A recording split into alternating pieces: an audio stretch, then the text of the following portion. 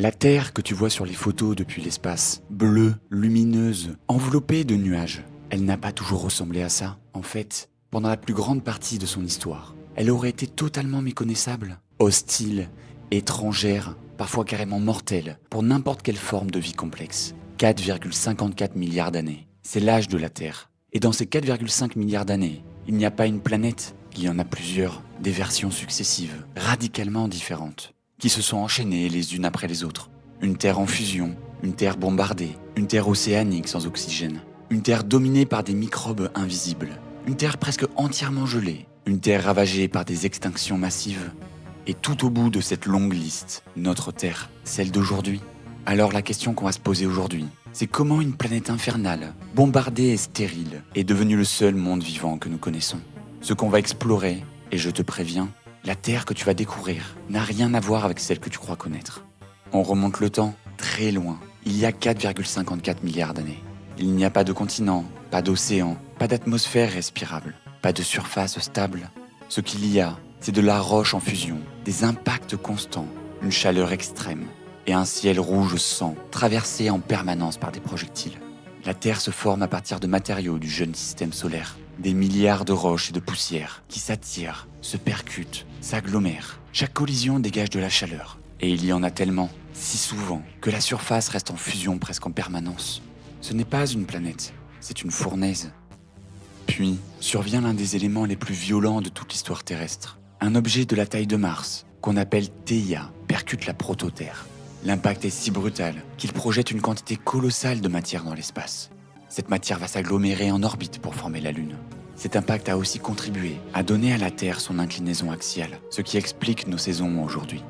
Mais voilà la première surprise. Malgré ce début infernal, la Terre commence à se refroidir étonnamment vite à l'échelle cosmique. Les plus vieux minéraux connus, des zircons australiens, vieux de 4,3 milliards d'années, montrent des signatures chimiques compatibles avec la présence d'eau liquide à leur formation. Moins de 300 millions d'années après la formation de la planète. Une durée très courte à l'échelle géologique. Une croûte commence à se solidifier. De l'eau liquide apparaît peut-être déjà. La planète en fusion commence à devenir un monde. Mais ce monde n'est toujours pas le nôtre, loin de là. L'atmosphère primitive est composée essentiellement de dioxyde de carbone, d'azote et de vapeur d'eau.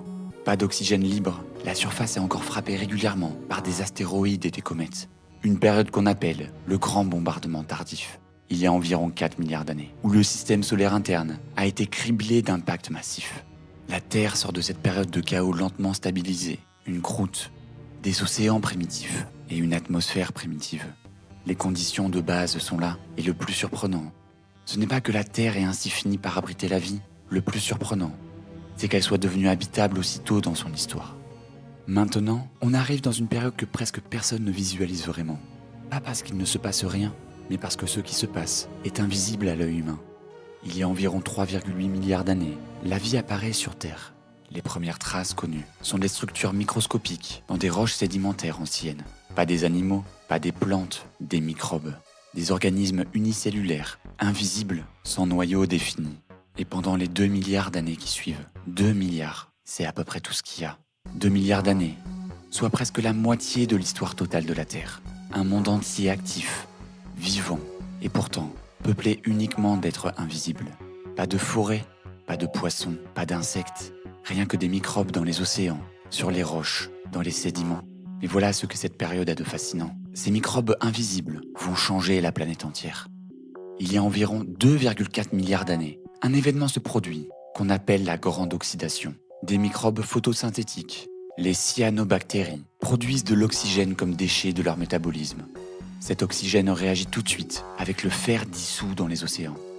On voit encore aujourd'hui les traces de cette réaction dans les formations de fer rubané. Ces strates rouges et grises qui zèbrent certaines roches anciennes à travers le monde. Puis le fer se sature, l'oxygène commence à s'accumuler dans l'atmosphère. Pour la plupart des formes de vie à l'époque, cet oxygène est un poison. La grande oxydation provoque l'une des plus grandes extinctions de l'histoire de la Terre.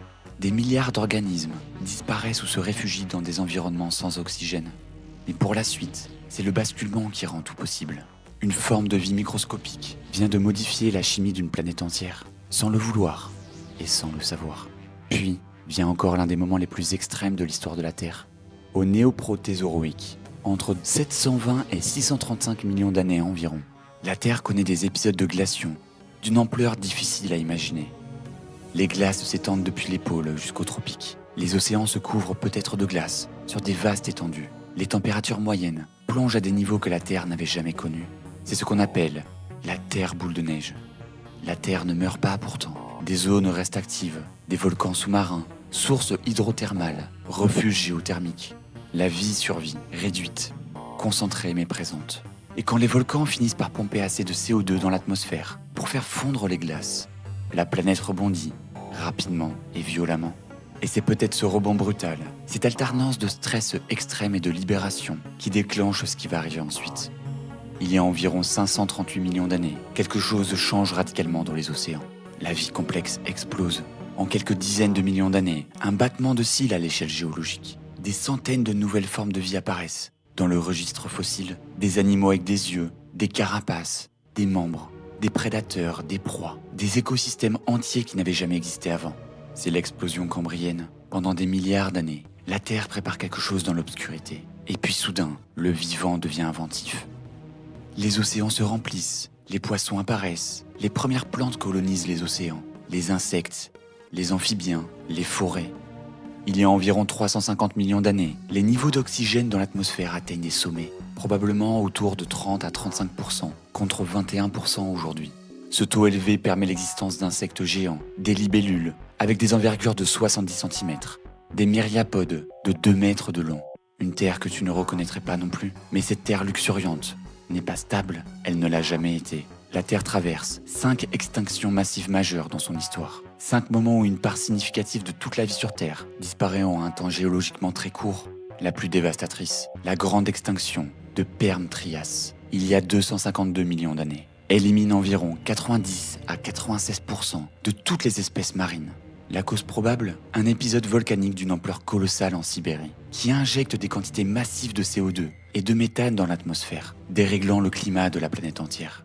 La vie ne disparaît pas, mais elle repart presque de zéro. Puis les dinosaures, dominant la Terre pendant 165 millions d'années, disparus il y a environ 66 millions d'années, quand un astéroïde de 10 km percute la péninsule de Yucatan, déclenche des incendies, un hiver d'impact, l'effondrement des chaînes alimentaires. Et dans les décombres de tout ça, les mammifères, les premiers représentants du genre Homo, apparaissent il y a environ 2 à 3 millions d'années. Notre espèce, Homo sapiens, il y a 300 000 ans à peine. Si tu compresses l'histoire de la Terre en une seule année, les humains apparaissent le 31 décembre, dans les toutes dernières minutes. Nous n'avons pas hérité d'une planète stable, nous avons hérité d'une planète qui change depuis toujours, et qui continuera de changer. Voilà donc les terres que nous n'avons jamais connues. Une planète en fusion, bombardée de toutes parts. Une planète recouverte d'océans, sans oxygène, peuplée uniquement de microbes. Une planète entièrement gelée. Une planète où la vie explose puis s'effondre plusieurs fois, sur des centaines de millions d'années. Une planète des dinosaures, une planète de mammifères. Et tout au bout, nous. La Terre n'est pas un décor stable qui a attendu patiemment que la vie s'installe. C'est une planète en transformation permanente qui a été rendue habitable progressivement par sa géologie, par son climat et par la vie elle-même qui a modifié les conditions de sa propre existence. Et ce qui rend la Terre unique parmi tous les mondes que nous observons.